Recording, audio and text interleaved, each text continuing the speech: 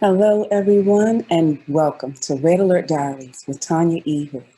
I am Tanya E. Hood, a wife, a mother, and an entrepreneur.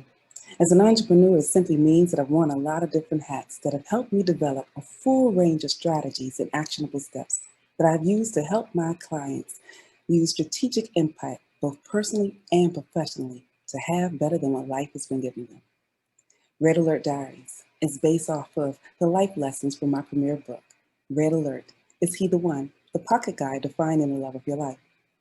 This series discusses topics of personal growth, such as building wealth, developing healthy relationships both personally and professionally, as well as living your authentic life and personal healing. If you read my book, then you already know that I got married at 21, and after 11 years of marriage, I found myself going through a divorce. To reset my life and survive my divorce, I took the time that I needed to develop the strategies to navigate the hurdles of life after divorce. And by taking the time to get to know me better, I opened myself up to new love. I'm now remarried to my best friend and the love of my life, which proves there is life after divorce. Along the way was that I have the natural ability to organize chaos. Since then, I have written books and developed courses with tools and strategies that have helped so many people navigate the hurdles they were experiencing. Saundra E. Stancil. She is a best-selling author, an accomplished entrepreneur, an international speaker who has started 6 successful businesses, all on a skinny budget, with a diversified background which includes trade show development, medical compliance, marketing, and sales. Saundra has coached thousands in these areas and many others. She has been featured on Hot 107.5, Roku, Google TV, 107. It's going to be really meaningful and helpful to others. And so decided to go through school and get my bachelor's degree. And with my bachelor's, my plan was to become, it was actually in healthcare administration. And I was going to be either a clinic administrator um, um, or either an ambulatory care center. And what I decided was, in that time and during that time, I decided to go out full time. Well, in the midst of going through that process in full time, like I said, many of you know me as an entrepreneur. I've been doing that for, since the 80s, and I continue to do it through the 90s and even now into the 2000s, I guess we call it. You also may not know also that or you may know that I am a trade show producer. I have developed and produced trade shows. And I got started with that because I was engaged and I wanted to know a little bit more about how to prepare for my wedding. And so and what you also don't know about me, or you do know about me, is that I am now happily married. So I am actually in my second marriage and very, very happily married. You really, really can survive narcissistic abuse. And so with that, my first marriage was the one that I had got engaged and oh my gosh, had no idea that I was experiencing what I was going to be experiencing. So actually, I know some of you didn't put anything, I don't think you put anything in the chat, but if you can, could you put inside the chat that if you had experienced, or either inside the comment section if you are on Facebook, and let me know if you have experienced narcissism, or if you know even what it is. So yes, I did experience and survive a narcissistic marriage. I married that gentleman. Some of you not want to call him a gentleman, but I married him not knowing that all this wonderful, beautiful things that I was experiencing, all the gifts, all the love, oh my goodness, the love that I was experiencing was a part of his plan. Um, really to use me as his what is called narcissistic supply. So I married him. We got married, and we stayed married for 18 years. And actually, it was a 26-year, 24-year marriage, a 24-year relationship. So the first 6 years was pretty much the what they call the coercing. And I really had no idea. It was 4 years of dating, 2 years of engagement, and then the marriage. So I want to first start off by saying, just telling you a little bit about who they are. And so a narcissist is a person who refuses to accept that their personality disorder is actually defined as, and I should probably just start with that, it's defined as a personality disorder, and it's really considered a mental a condition. And so it's called narcissistic personality disorder. So I still don't see anything in the chat. Are you all able to, I wonder if you're able to even, if you are able to put anything inside the chat. But I'll go ahead and continue. So, so the other thing that you do not know is that our host also experienced narcissistic abuse. She too was in, Tanya was in a narcissistic marriage. And okay, so Tanya's doing a quick check. So yes, I do see that, Tanya. I do see it there. So it is working. So, okay, good. So I'd really like to know who else is involved. Okay, Jackie is there. Hi, Jackie. Jackie says, hi, I'm here, Saundra. Also good. So if you all would just put a comment inside, so I'll know that you are here and you can hear me. And you can also ask questions and put your questions or your comments inside as well. So let me just tell you a little bit about who they are. So my experience is, and I'm going to be sharing you my experience, is that they refuse to listen. They refuse to have any type of sympathy in what you're experiencing or what you're dealing with. They actually have no respect. They have no respect, no consideration for your desires, your interests, or your just what you care about. So they mimic actually what you do.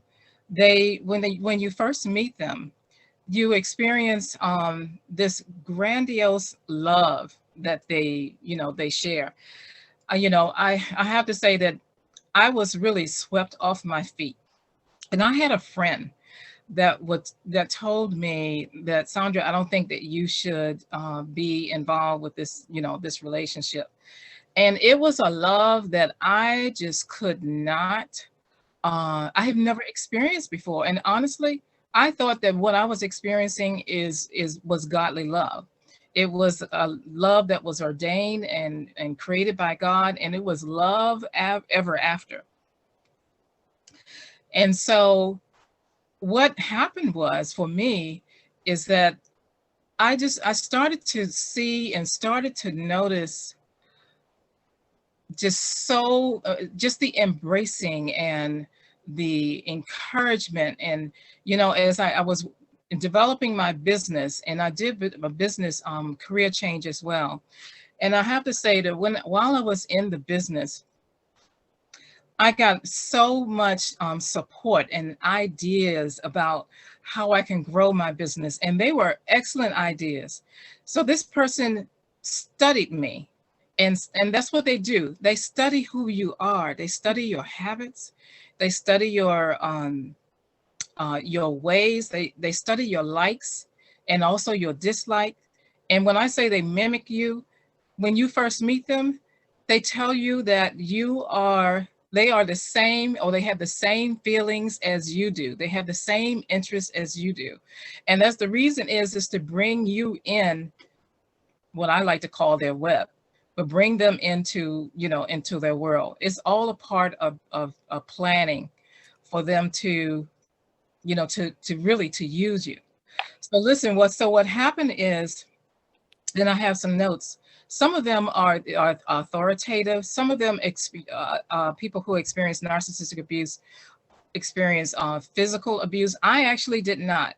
I refer to myself as experiencing um, abuse of all kinds, every type of abuse except for physical. So I experienced financial abuse, experienced spiritual abuse, emotional abuse, mental abuse, psychological. There was so many types of abuses that I experienced, and just concern, and just had no idea that I was even going through that. I was trying to live in this happy marriage. I was trying to save this marriage. And so I have to say that after after the very first year, I knew that something was wrong. Something was really not right, because all of a sudden, for some reason, I started to feel uncomfortable about this person. Spiritually, I was just not. I was, I was not. I was really not myself. I felt like I was losing myself, and so I decided to seek out a therapist. And I said, I think I want to separate.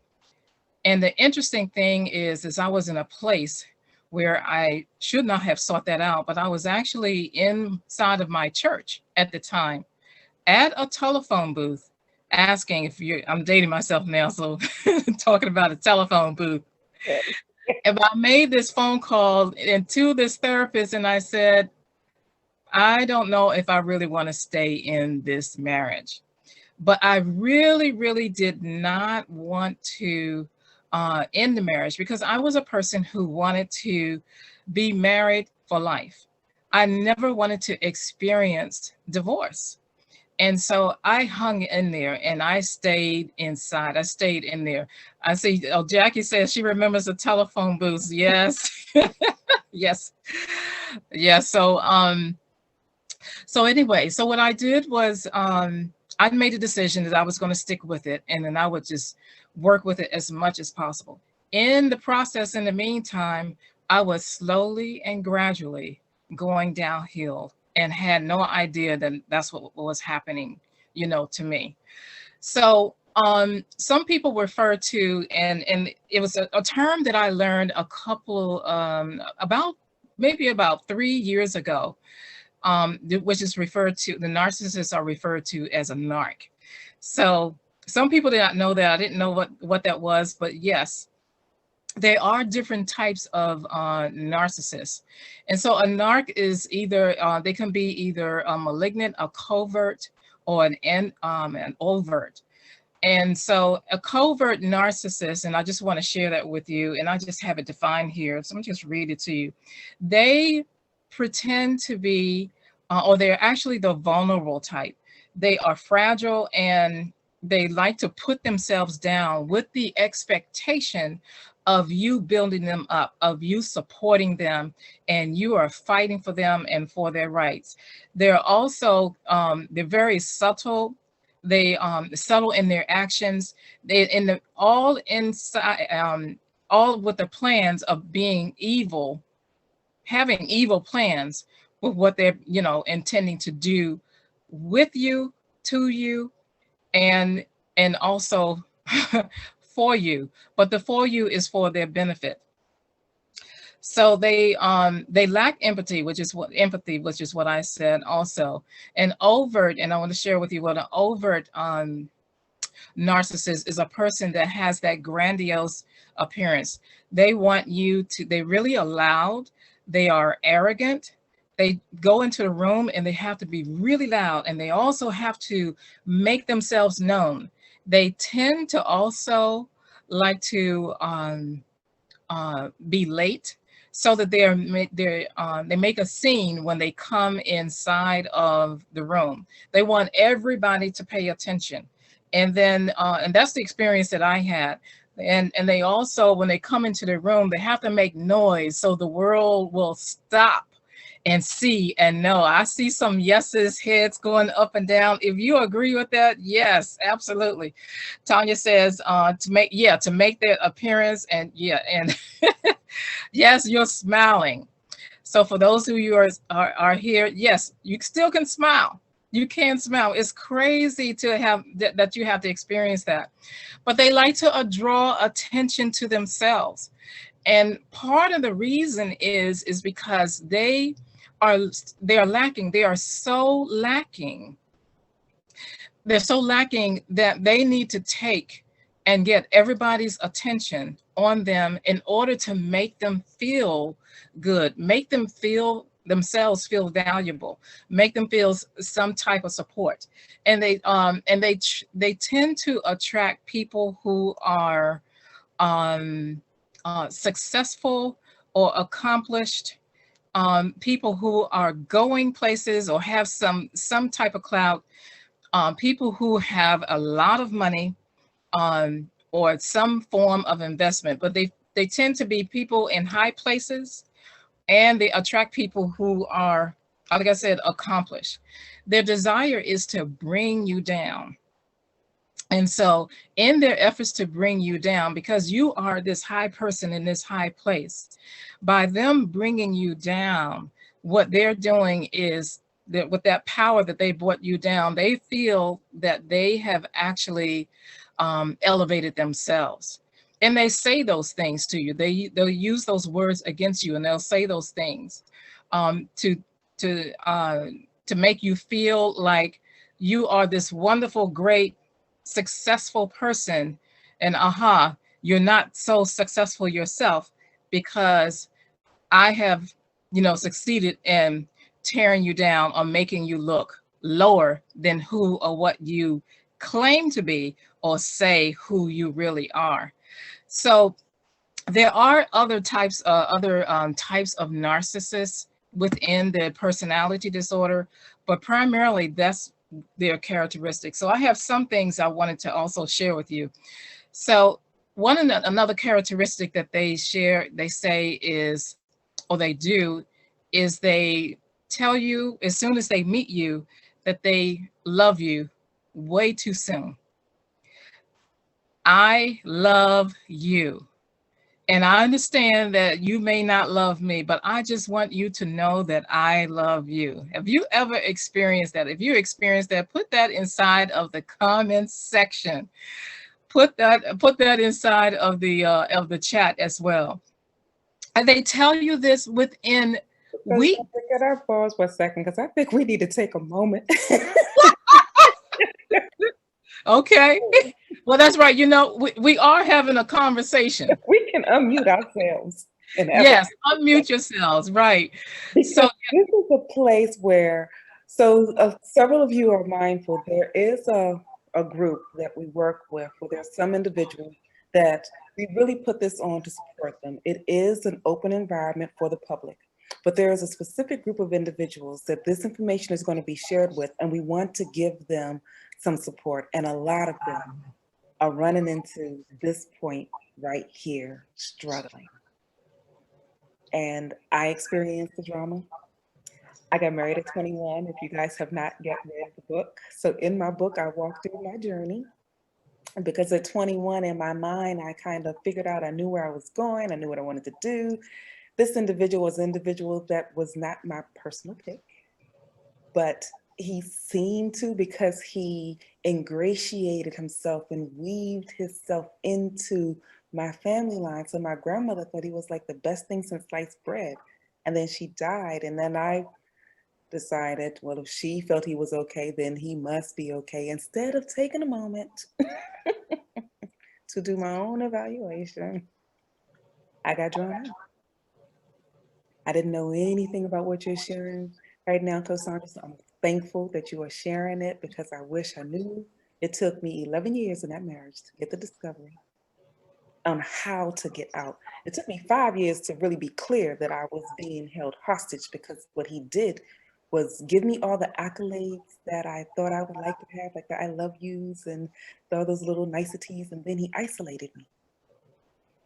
And it was after the isolation that the breakdown that you were just talking about took place. yes. And so the getting out of it, I didn't know how. It took way too long to figure out how to get out of that situation. So, I can add, it took me For me, it was 10 years. I was in it for 10 years before I realized, I started to think there's something wrong with this marriage, that we have not had a child after 10 years. Um, and I'll get personal, no protection, but 10 years. And it was something wrong that um, my family loved him so much. Uh-huh. And he was just a perfect person. And there must have been something wrong with me. And so, yes, I know exactly what you're talking about, Tanya. Well, I thought I heard something else. So yeah, so it's and just going back with what I was saying about telling me that that he loved me. I think he told me in about 3 weeks that he loved me. Okay. And his statement was similar, something like, I don't know, I can't get you out of my mind. You're on my mind constantly. All I do is think about you all day and all night. I don't know, I must love you or something. Not knowing, you know, and innocent me and heart me wanted to protect his heart, really wanted to care about him and how he felt. And so yeah, they'll tell you way too soon. And they will, and Jackie, I think you said you was proposed to after 7 months. 7 months. And they usually say you have to go at least a whole year, at least all seasons before you get involved, and before you even think about getting married. You want to get to know them. The other thing too, one of their characteristics is they're pathological liars. They lie. Oh my goodness. They create Oh. lies.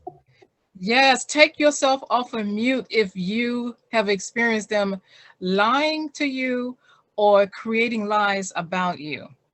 And yeah, okay. I see the hands up, both my hands up. I had an experience once where I was coming out of a church service, and had this person, it was with another member. And as he told this lie to this person, and I still to this day, I don't know what that lie is. I don't need to know what the lie is. But the person had this um, look of disgust when I came outside of the church building. Looked me up and down. It was another man actually. Looked me up and down and gave me this impression about how could I even exist on the earth. And I knew that, you know, the narcissist told him some type of lie that wasn't the truth. Um, oh yes, Jackie says that they love drama and they love getting that attention. Yes, that's true, Jackie. Jackie, can you take yourself off of mute and share your experience about that? I know we talked about that before, but yes, they do love drama. Hi, Saundra. Hi, Tanya. I'm under the weather, so my voice isn't 100%, but I wanted to show up to support. And yes, I'm going through the aftermath of my narcissistic relationship right now. I had a court appearance this morning, just trying to get a protective order in place. This man does not want to let go. They are very controlling Mhm. and very selfish and self-centered.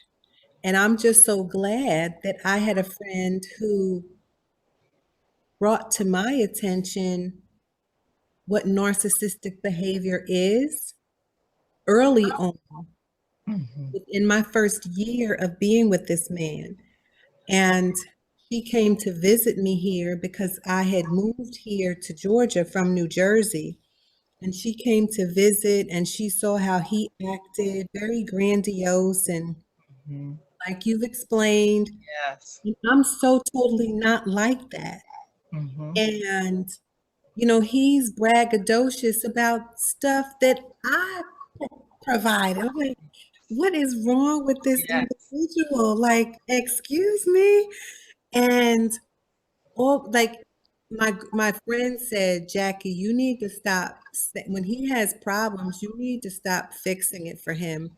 And you're asking him, what does he want you to do? You need to change that language. So what are you going to do? Because he's letting you fix it because you're asking that question.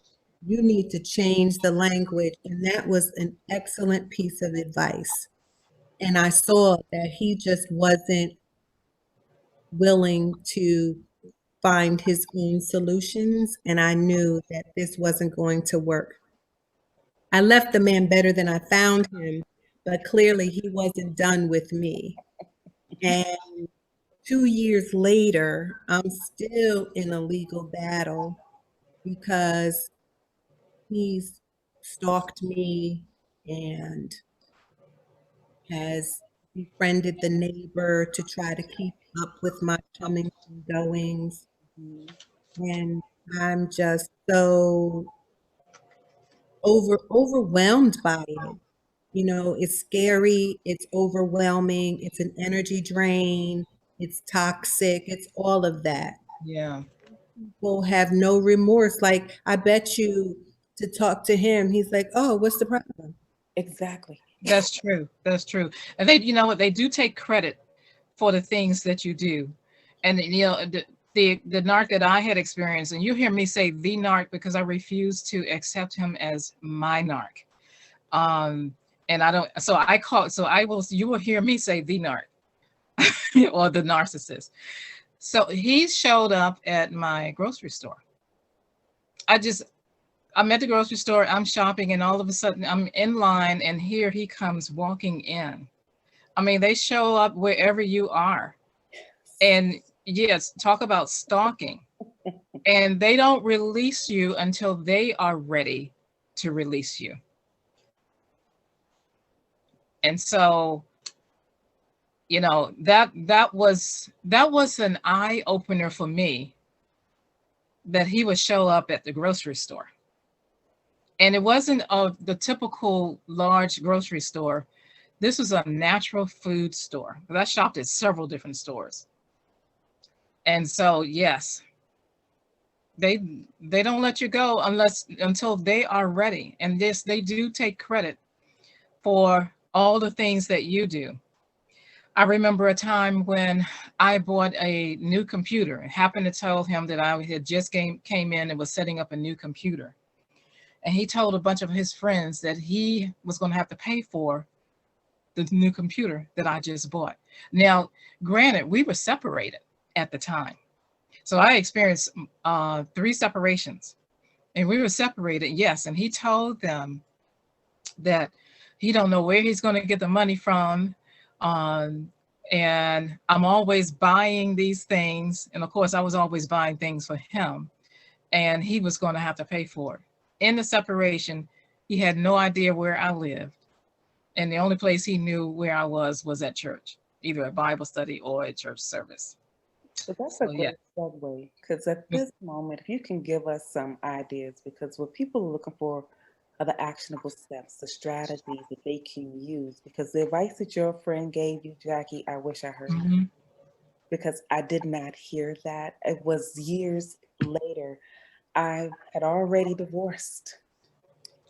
And then I saw the comeback where it looked like there was growth, only to unfortunately put myself back into that situation for another 18 months and have to go back through the same drama to get out, where he lied on me, did the same thing, ingratiate the neighbors to try to get them to spy on me, pulled Yes. these protective orders out on me that were false. And Mm. I work for the federal government with a security clearance, and that is a problem because that is a criminal act that is reportable that could get me fired. And they will do things to and get and by. that part. So what are our strategies and our steps? Because you gave me some great insight when I came across the same behavior. I recognized the behavior, but I didn't know what to do with it.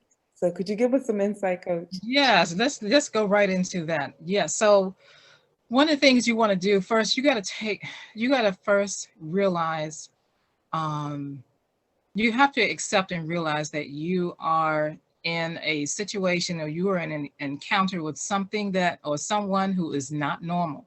This is not usual, and this is not the norm. That's the very first thing. And then the next thing that you have to do is you have to accept that you are not the problem. You are really not the issue.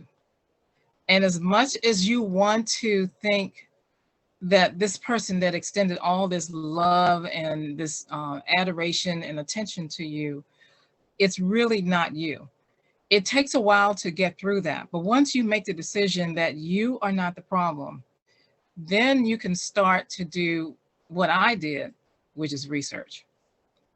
I started doing research, and my research happened before Google became the search engine that it is today. So what I did was I started searching. I went online, and well, let me just tell you the story. So just to share with you how I found out about it was, I had someone to tell me something about self-absorbed, and I never heard of self-absorbed. And I looked it up, and I found out, I kept seeing this word narcissism. And I decided, let me just look at narcissism. And that's exactly what I discovered. I said, oh, this is really what it is. And so one of the things I did was, there was a self-assessment test that I took. And actually, that's something that I like to share with you also. I took the self-assessment test. And when you take a self-assessment test, a lot of times you go through the test and you'll see you probably have maybe about 10 or maybe 20 questions. And of those 10 questions, probably only 3 may apply to you, but the others do not. Well, this particular one, all of them applied to me and the rest did not. The self-assessment test was, is your partner a narcissist? And so that's something that I want to share with you. If you would like to have it, I would definitely send that to you. But I did the self-assessment test, and then I started to study narcissism. I came up with, and I have these here, I came up with these sheets of different things that I had printed out, just all types of printouts, and I'll just flip through here, forms. Just text words. And I started to apply those to my life. I had so many of them that this booklet came out of all the articles that I created. This was my own personal self-study. So one of the things that you can do is start to do your own study about narcissism and what it is and how it's affecting you. And the other thing I started to do, I realized one of the things that you would want to do coming out of this is accepting that you need to come out of this. And when I did that, when I decided this is not normal, I need to come out of this and not live in this any longer, I had to perform being who I portrayed myself to be, and also be the person that was escaping this abuse. So it was, I want to say it was almost like a split personality, but honestly, that's what I had to do. I had to perform the norm, so he would have no idea that I was in the process of separating, in the process of moving on and studying and learning more about what this phenomenon was, what this issue was. The other thing that I did is I did seek counsel, and that's something else that you can also do. However, it is known that narcissists can also trick professionals. They can trick professional therapists, psychiatrists, psychologists. And so, and many of them will turn against you and say, oh, you're the problem, because they can twist your words around and they can twist the situation around. That also happened with me. And so in my self-study, I started my plan of the separating. At the time, it was a similar time like, the times like this. It was a recession. And I had to make sure that I had money. so I can house myself, feed myself. You want to make sure that you can, you can take care of yourself. And then the next thing is to start the process of moving yourself away from the narcissist. In this case, I was married to him. So I had to move myself out of the house that I actually owned. I had no idea that I could have moved him out or had him evicted or removed from the house that I owned. But if I had known that, I would have done that. But even in an apartment situation or rental situation, the same thing. Physically, you have to get away and get out of their space, out of their environment. And you have to change your phone number or block their numbers. And you absolutely have to have no contact, no acknowledgement of any form with them. That's what I did, and that's what I had to do. So and I like to just share with you, and Tanya, just let me know how much time I have. Well, I'd like to share with you, and I had an experience inside of my church, because I had shared that with you before. And it was at the end of the year, and it was actually New Year's Eve. It was sitting inside of, and I heard the voice of God. And God said to me to leave right inside of the sanctuary. So the name of the subject was Allow God to Do a New Thing. And that's in the book of Isaiah 43. It's 18 through 21. If I have enough time, I'll read that. So I'll take a moment to we have some time, but I want you to know that there are 132 people that have seen what's happening on the Zoom, and I've got an amen, and I've got a couple of comments, and you see the people that are here in the Zoom. So for you my goodness, that are in the Facebook groups, join the wonderful. link. We have a few moments because we will be ending at 7, but she's got something a little bit more to share. So we have a good 5 minutes for your story, and we can move through that process. Okay, good. So I want to take a moment because I really want to read this. I'm going to read from 2 Bibles. So the first one is King James Bible, and then I have a devotional Bible that I want to read also, which is basically in plain English. So in the book of Isaiah, it is chapter 43, and it starts in 18, verse 18 through verse 20. I said 21. Yeah, through 21. So remember ye not the former things, neither consider the things of old. Behold, I will do a new thing, and it shall spring forth. Shall ye not know it? I will make a way in the wilderness and rivers in the desert. The beasts of the field shall honor me, the dragons and the owls, because I gave waters to the wilderness and rivers to the desert, to give drink to my people I have chosen. So that is in the King James Version. And I want to read also the in my devotional Bible, those same words in 18 through 21. The Lord says, forget what happened before and do not think about the past. Look at the new thing I am going to do. It is already happening. Don't you see it? I will make a road in the desert and rivers in the dry land. Even the wild animals will be thankful to me, and the wild dogs and owls. They will honor me when I put water in the desert and the rivers in the dry land to give water to my people, the ones I chose. The people I made will sing songs to praise me. So those words, and that was the teaching and the theme for that year. But while I was sitting there, and the name of it was Allow God to Do a New Thing. While I was sitting there in that congregation, God said to me, and I'm going to say it to you the way he said it to me. He said that one word that I said to you. He said, leave. And it was that long E that I heard in my inner ear. And what I did is I just said, I hear you, Father. I hear you. I sat back in my chair and I said, I hear you. because I had received godly counsel to leave my husband at that time.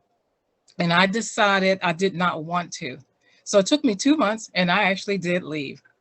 But when you get counsel, that's the other actionable step that I want to share with you. When you get counsel, professional counsel that gives you direction to do, you should take that action and you should do it. You should not rethink it. You should not figure it out, but you should take that action. And Jackie, because I see you here, you actually, Coach Jackie, you was giving counsel, and you did eventually take action. Tanya, I believe the same thing too. You experienced, and so many others probably inside the chat as well as inside of here have experienced. You have been told what to do. What you need to do, stop acknowledging them. Give them no attention. Do not accept phone calls. Do not accept friend requests. Block them. Remove them from your space. I can share with you that I was told that don't be surprised that he would try to reach out to me. And for years, he did not. When I met my love right now, and I do love him wonderfully, I had just met him. And I also got an email from the narcissist. I was shocked that I got this email at the same time that I met him. For me, that was the devil trying to stop me from moving forward to what God's plan was for me. And so what I did, I blocked. And he's, Patrice, I see you taking yourself off mute. Do you have something that you want to share, Patrice? Yes. Hi. Sorry. Hi. I was doing two things and I wanted to be on and so I was hearing some in between. So now I'm off and I was wanted to engage, but I wanted to share and then I wanted to ask a question of what I think I heard.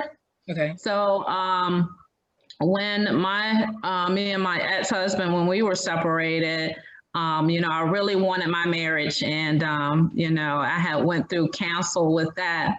And I was talking to my godkid's mom and my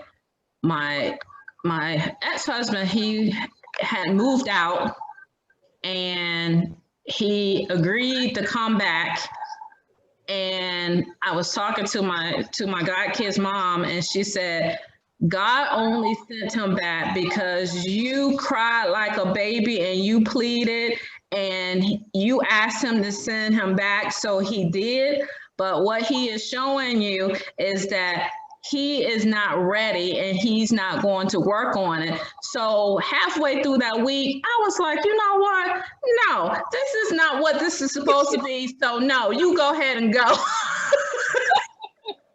So that was the end of that.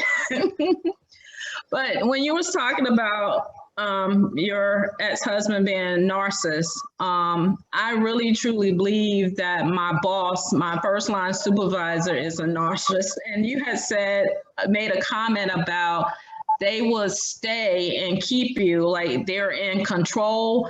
And that's what I feel like I'm getting from my boss. It's like he wants to control me so much. And he keeps trying stuff like he keeps lowering my appraisal. He keeps saying what other people have said, and he never acknowledges this when he gets this information, but he waits until like 6 months mid-year, and then he'll write a long 2-page document of what other people said about me. And I'm like, what in the world? And I'm like, been dealing with this and, to the point I filed a case. But it's like, it's like dealing with that type of person is just horrible. And so what's your question, Patrice? Is your question, can your boss be a narcissist? The question is, you were talking about how their characteristics, and you were talking about how they want to control the situation or control you. So I wanted to hear more about what you were saying about that. Okay, yes, that is true. They control so many things, but there can be bosses that are narcissists. I actually had a friend also that had a supervisor as well that was a narcissist, and discovered that they will set you up, and they will Yes. write you up. Yes. Yes. And Yes. so what I would suggest that you do is do the same thing that I'm just suggesting that you do. Your action step is to do a self-study on a narcissistic boss. Uh-huh. It's going to give you direction of what to do. You're not able to stop the control because you're in a situation where you're in an employment situation. The best thing to do is to remove yourself. Wherever a narcissist is, you have to remove yourself from them. They either remove themselves or you remove yourself from them. That's the best thing that you can do. Mm-hmm. I have had staff members that are narcissists. I have relatives, numbers of relatives that are narcissists. Wow. My mother, who is no longer with us here on earth, also discovered in my self-study, was also a narcissist. I've had neighbors that were Wow. narcissists. I also have had members of professional associations or groups Mm-hmm. that or you're working inside of a group that are narcissists. You physically have to remove yourself from them, because they will take control, and they will demand, and they will stop anything and everything to get all the attention on them. And if Yes. they don't get that, then they will either throw a temper tantrum, Mm-hmm. again, a way to get their attention, all on them. You have Yes. to somehow figure out how you can remove yourself from them. Yes, I have definitely tried that. And right now, I'm just depending on God. So one of the things that you can do is you definitely can pray and ask God, because God can also have that person removed Yes. from you and from your space. Yes. So if you ask God, you just got to believe him and know that he will do exactly what you ask him to do, as long as you are in right standing when you do ask him. Yes. And he will do that. I certainly did ask that, but I didn't understand it at the time, but I did. I did ask that. And can I also add with the job situation, because I walked through that same experience in a recent environment here for this fiscal year. My father had to walk me through something else with another individual that was a narcissist. But when you're in their environment, don't be by yourself in their environment, because they have a tendency to try to control the conversation, and they are very good at getting other people to believe their lies. Yes. What Yes. they say are other people making comments is usually not true. Yes. None of what he has said is true. So what you do is provide feedback, having other individuals that you work with. And I ask people, could you send me that feedback? Because they'll let me know how great I've done or performed on a particular task that I'm working on. And I'll ask them to send that feedback and CC my boss. That way there is a paper trail that shows clear enough. So I have a record. And I keep a portfolio of actions and the things that I do. I don't want to say it's my preparation to go and move to a different job, but if I am ever ready, Right. that is in a portfolio, just a little binder thing that you used to do when you presented information for college or for school, whatever that is. Just have a sleeve that has recommendations or accommodations and your latest task. We do certain write-ups of what we do that we present at the end of the year for our appraisal. My write-ups that I felt was my great task that I knew when I got my appraisal write-up as an whatever, I put those things in that portfolio, and that is my carry to the next person when I have to have a conversation, because hey, and welcome, because you will need to have that as your armor. Oh, yes. And when they realize that you have data to support your great gifts, Yes. they stop, or they remove themselves, or management will remove them for you, because I have to have 2 supervisors removed. Oh, wow. Because I was prepared with my information to share. I understand what is being stated. And then I had a meeting with that first line supervisor and the supervisor above him. Let's have a good conversation because I want clarity about what it is. And I played the role that I learned from them. What is it that I am not doing to be supportive enough to make certain that I'm bringing X, Y, and Z to the table? I have in my portfolio this comment, this comment, this comment, this comment. The narcissist left me alone. Okay. Okay. So Patrice and for others, yeah, Jackie is agreeing too. Hi, Lakia. But in your documentation, hi Lakia, I see you here also.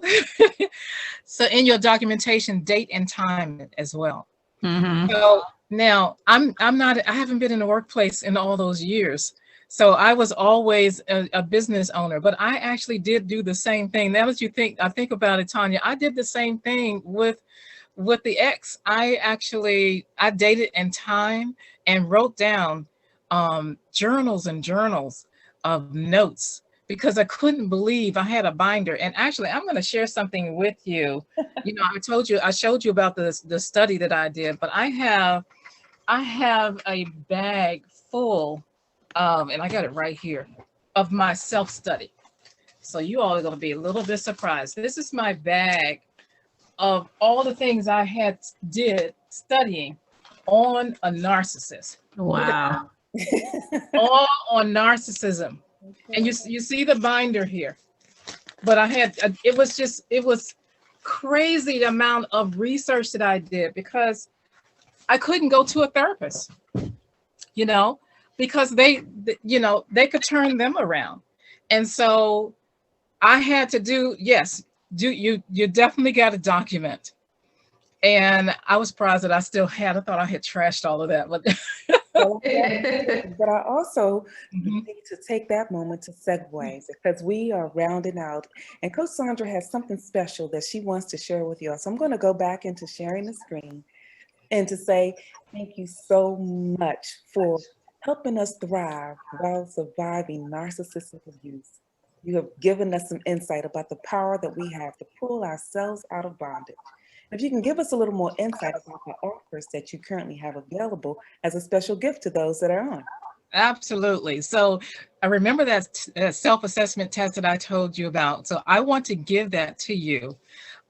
This is a test that I took, and you can also take this test. It's a test that was created by, I think her name is Dr. Brown, or Dr. Byrne, but she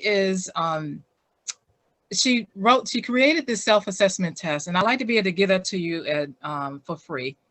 And it's about 30 questions, and it has and you rate them from 1 to 5.